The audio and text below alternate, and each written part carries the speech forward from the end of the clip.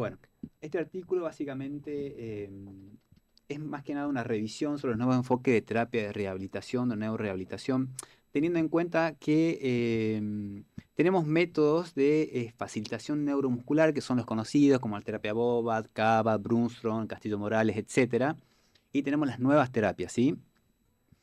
Eh, Volviendo a los anterior, tengo que dejar en claro algo. Hay una revisión previa a estas terapias de qué es mejor, Bobat, Cabat, y se ha visto que, esto lo digo porque muchas veces preguntan los pacientes, ¿qué es mejor, terapia Bobat, Cabat o Castillo Moral, etcétera, etcétera? Se ha visto que ninguna es mejor, todas son buenas, ¿sí? Amén de que todo este tipo de terapias eh, tienen diferentes formas de tratamiento, pero todas llegan al objetivo a cumplirse, ¿sí? Ujú.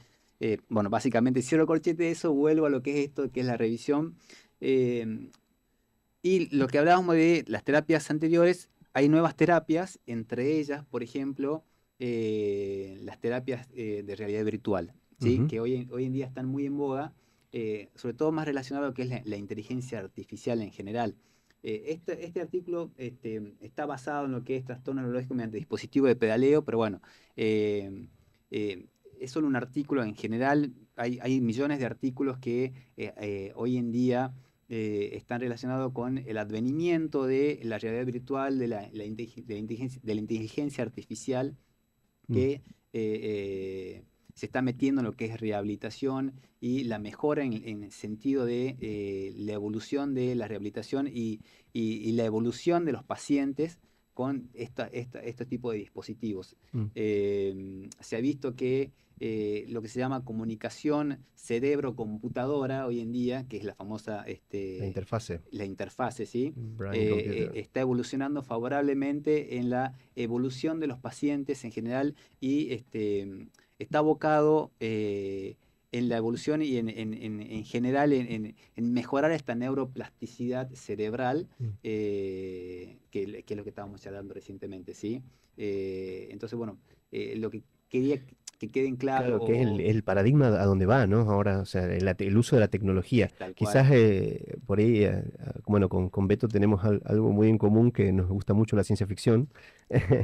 Y si es que es algo en la ciencia ficción que hemos leído un tiempo, es la discusión del transhumanismo, ¿no? De cómo ¿no? Cómo los transhumanistas sostienen de que la única forma que ahora le queda al Homo sapiens evolucionar es incorporando la tecnología en su cuerpo, ¿no?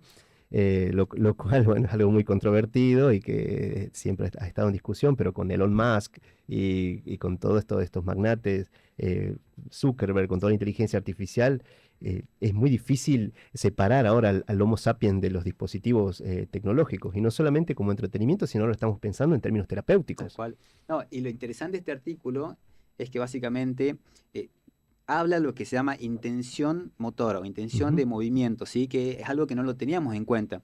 Aquellos pacientes que, por ejemplo, tienen una plejía total, no se tenía en cuenta esa intención de movimiento. Entonces, este artículo habla justamente de esa intención de movimiento que también actúa favorablemente a nivel de lo que es la neuroplasticidad cerebral. Claro, sí, bueno, uno de los grandes descubrimientos que tuvo la década del 90 fueron las neuronas de espejo, con Giacomo Rizzolatti, que era un investigador de Parma. Él encuentra un grupo de neuronas en un monito que se llaman las neuronas de espejo, que trabajan por empatía. O sea, hay una intención de movimiento, hay una imaginación de movimiento en el monito ¿Sí? que le permite disparar a esas neuronas Tal sin que cual. realice el movimiento, lo cual es algo muy interesante, y a partir de ahí se empezó a pensar todos estos dispositivos de interfaz cerebro-computadora en la utilización de los brazos robots. Hasta hace poco había visto una noticia que unos investigadores en China habían logrado que los monos puedan manejar un brazo robótico Sí. con el pensamiento.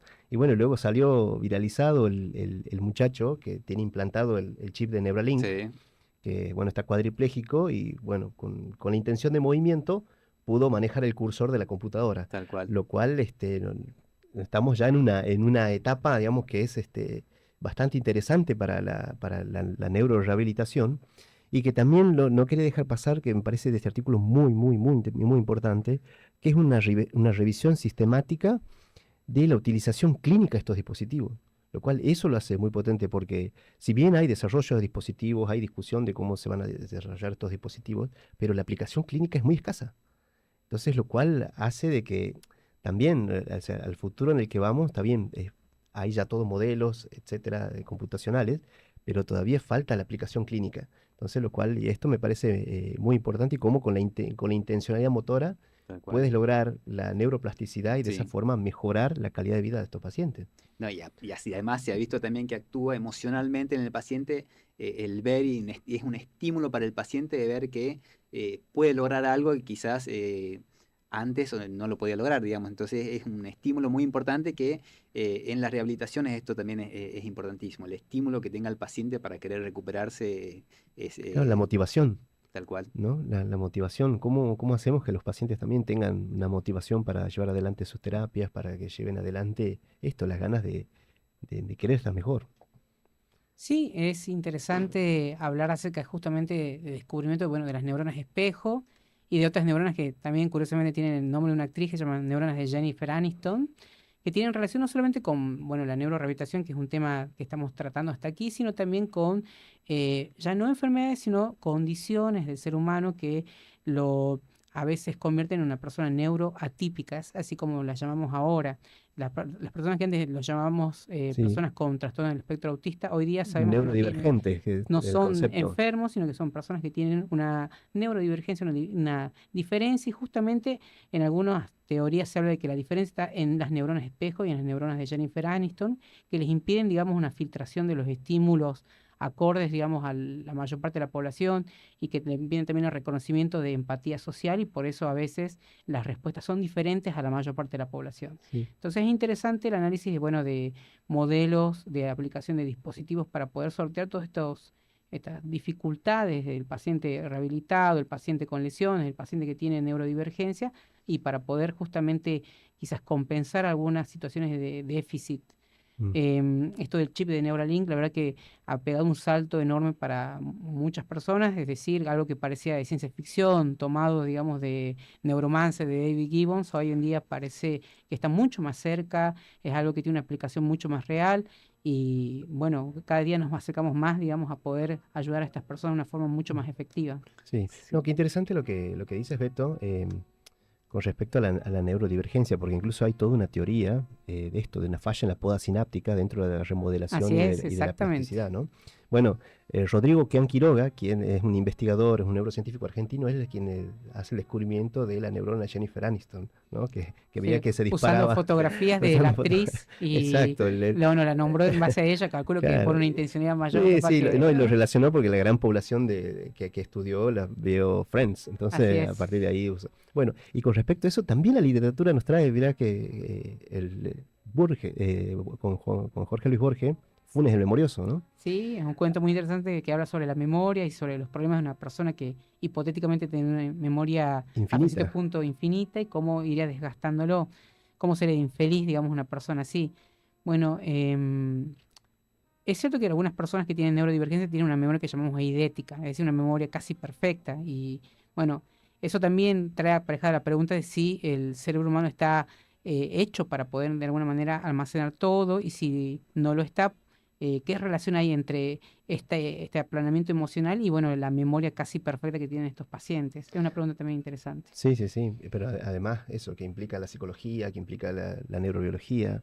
Bueno, hace un tiempo había leído a un autor, Testard creo que es, no me acuerdo bien, pero el texto se llama Neurología versus Psicoanálisis, donde ponían en discusión esta, la huella anémica que plantea Freud y la huella sináptica que plantea la neurobiología, digamos, y decían, bueno, pero ¿cómo es posible reducir a los fenómenos emocionales inémicos a simples conexiones neurobiológicas, por así decirlo? Pero Claro, bueno, siempre va a ser, creo que un campo de disputa, una dualidad. un territorio. Nosotros, bueno, sí consideramos los núcleos de memoria, de vivencia o de recuerdos mucho más cimentados cuando tienen una porción emocional que los cimenta, los ancla, digamos, en la psiquis, por así decirlo.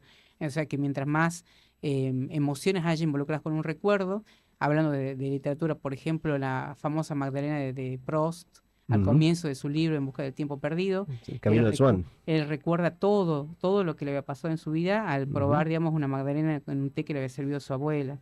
Bueno, todo esto nos habla de que la memoria, de que lo emocional no están apartados, no son funciones mentales superiores completamente desvinculadas, sino que todo está relacionado y que, bueno, la plasticidad neuronal está en el medio de todo esto. Y las Ujú. conexiones químicas y las dendritas tienen una relación vinculante con todo esto de la función cognitiva. Es Y algo con las muy llamativo, emociones, ¿sí? Con las emociones, no hay fundamentalmente. más que decirlo.